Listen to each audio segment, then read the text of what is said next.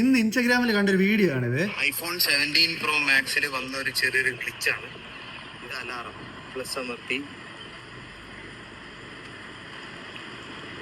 തീർന്നു. അതേപോലെ തന്നെ നിങ്ങളുടെ പേര്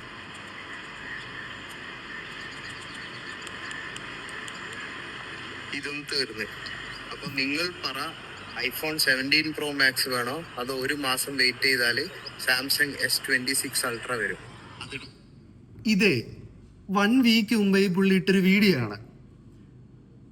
ഐഫോണിന്റെ 17 പ്രോ മാക്സിനകത്ത് അലാറം സെറ്റ് ചെയ്യുമ്പോൾ പ്രശ്നം. 1 വീക്ക് മുമ്പ് ഈ 17 പ്രോ മാക്സ് ശരിക്കും പറഞ്ഞാൽ വന്നിട്ടില്ല. ഓക്കെ, അത് പോട്ടെ.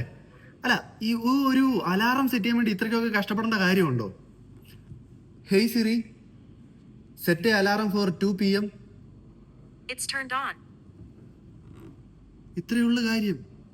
ഇതിന് വേണ്ടിയിട്ട് S26 അടുത്ത മാസമാണ്, ജനുവരിയിൽ 2026 അപ്പോഴേ ഇറങ്ങത്തുള്ളൂ.